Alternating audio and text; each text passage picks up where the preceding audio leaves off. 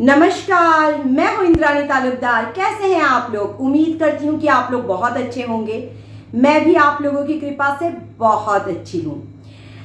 आज हम बात करने वाले हैं खडमाला स्तोत्रम के बारे में। बहुत से लोग हैं जिन्होंने मुझे डीएम किया, मैसेजेस दी कि उनको जानना है कि ललिता महात्रिपुर सुंदरी की खडमाला जो है वो क्या है।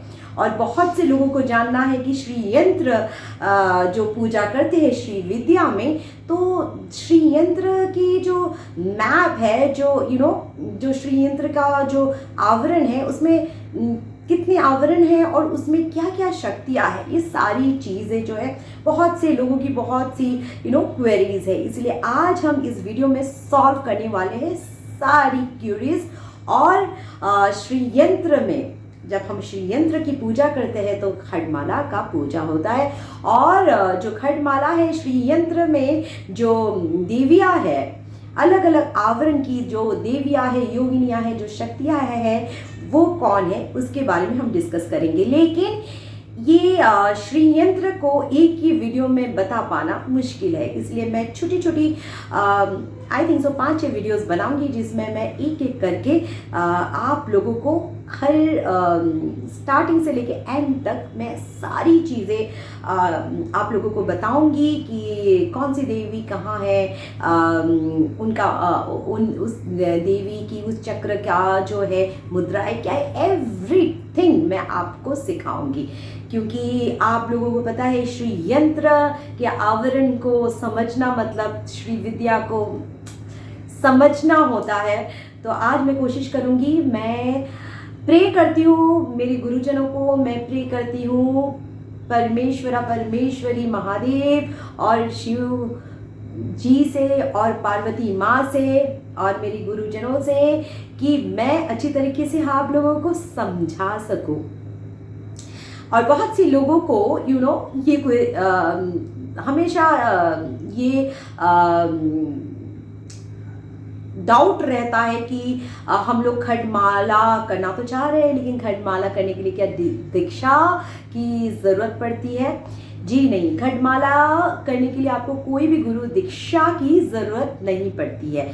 जिस तरीके से ललिता सहस्त्र नाम पढ़ने से पहले आपको गुरु दीक्षा की ज़रूरत नहीं पड़ती, त्रिशदी पढ़ने के पहले गुरु दीक्षा की ज़रूरत नहीं पड़ती, उसी तरीके से खडमाला पढ़ने के पहले भी आपको गुरु दीक्षा की ज़रूरत नहीं होती।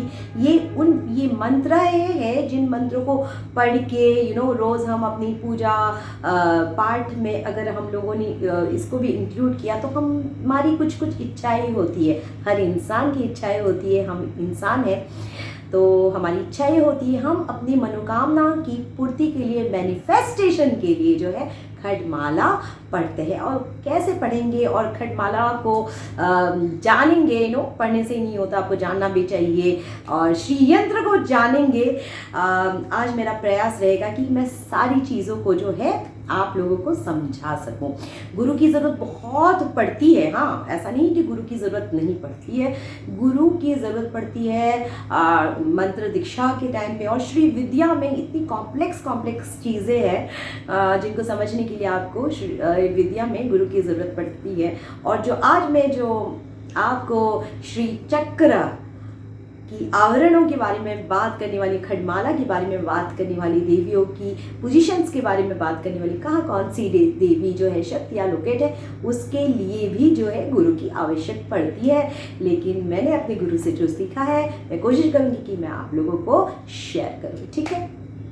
हम सभी को पता है कि श्री यंत्र में जो है 9 आवरण होते हैं। और ये जो है खडमाला में जो देवियाँ है, सिद्धियाँ है और जो योगिनियाँ है, वो अलग अलग 9 आवरणों में जो है रहती है।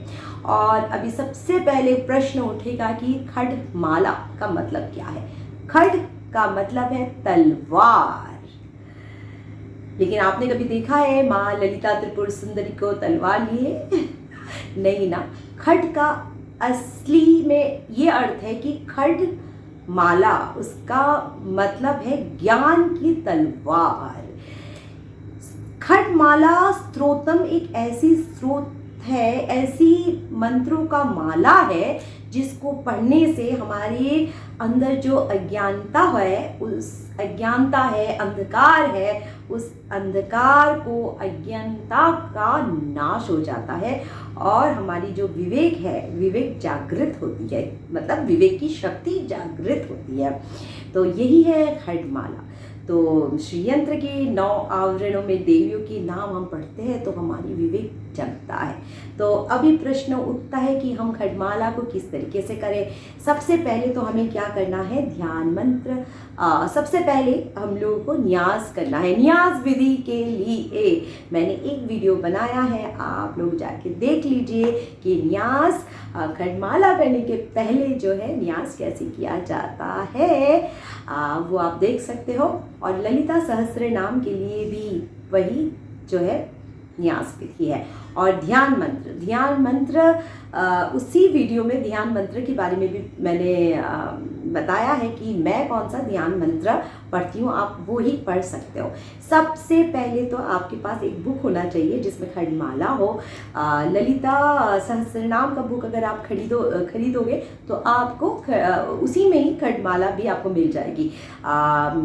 जो है आप बुक स्टॉल में जाके आप खरीद सकते हो या फिर PDF फाइल भी आप डाउनलोड कर सकते हो, वो सबसे इम्पॉर्टेंट है क्योंकि बुक नहीं होगी तो पढ़ोगे कहाँ से आप। उसके बाद जो है आपके पास लाल आसन होना चाहिए, ठीक है, आपके पास लाल आसन होना चाहिए जहाँ पे आप बैठोगे, क्योंकि माँ लाल लाल है, माँ की ऑरा लाल लाल है, तो आपका आसन भी लाल होना चाहिए। और आपको लाल कलर का वस्त्र भी पहनना है। आप लाल कलर का वस्त्र पहनोगे और पंच तत्व से माँ की पूजा करोगे। पंच तत्व की विधि भी मैंने आपको प्रीवियस वीडियो में बता दिया है।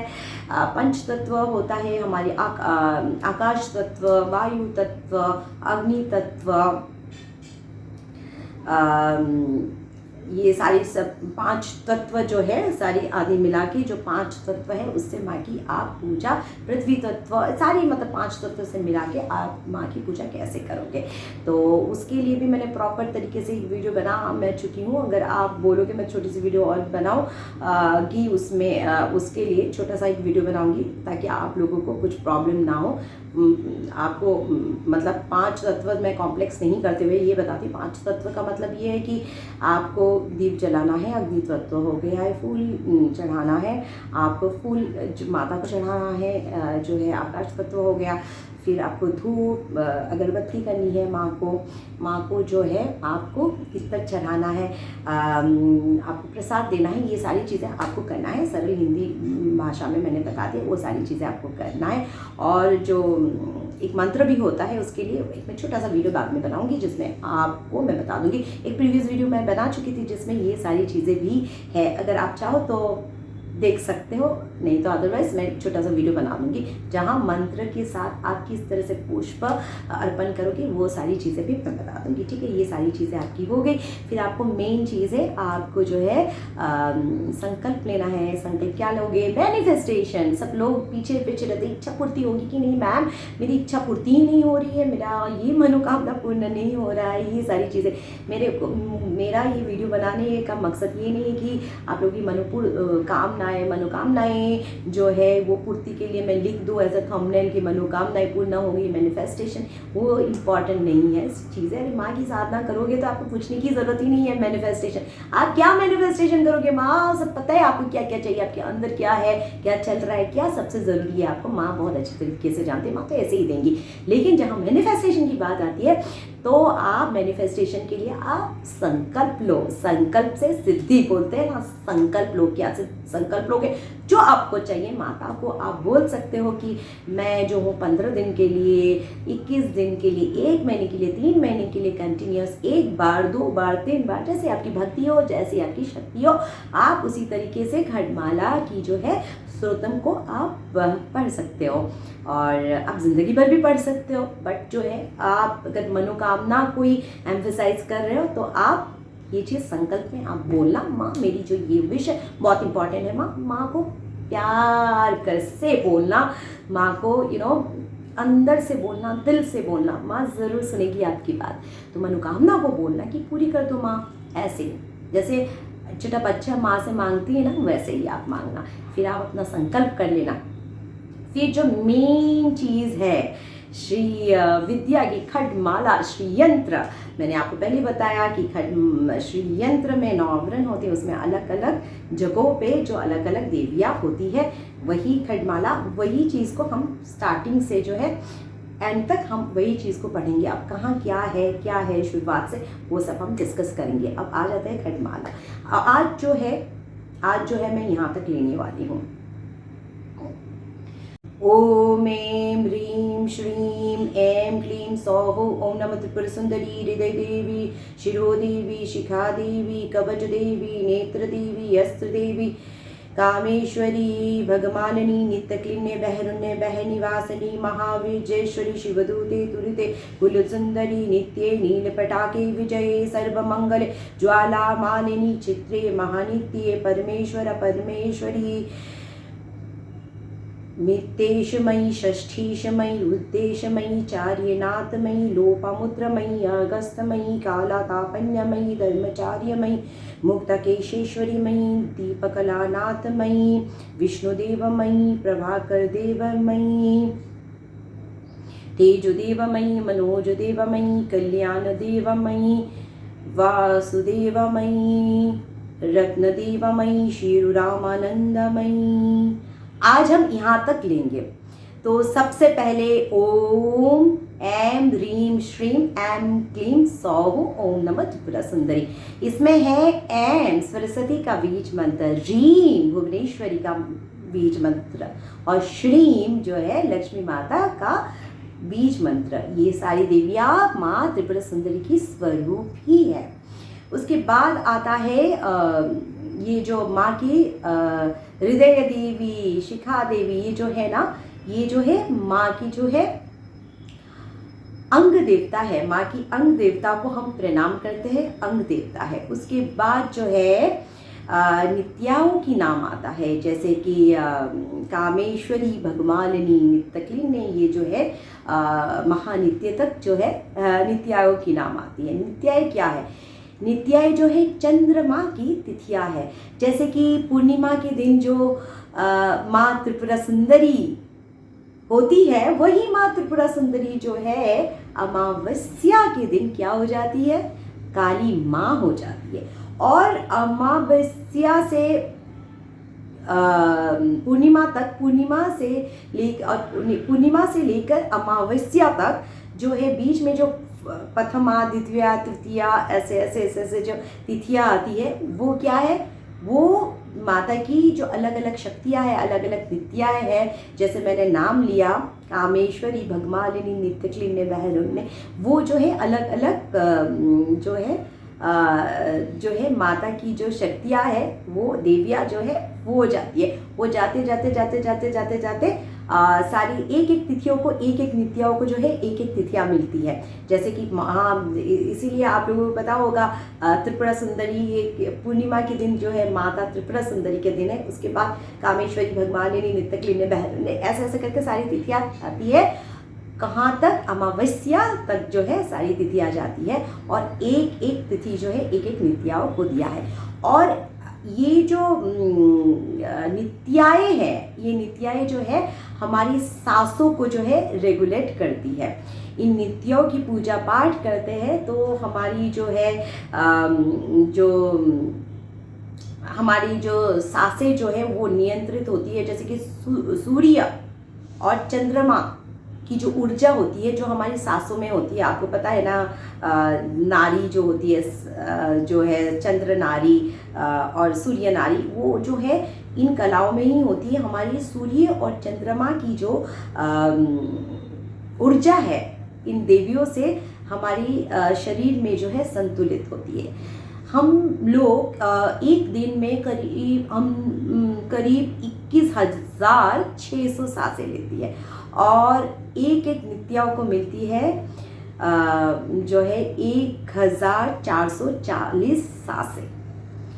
तो जो है नित्या, आप देखो हम लोग सांसें भी ले रहे हैं, तो वो भी उन नित्याओं से, माँ की उन शक्तियों से ही हम ले रहे हैं।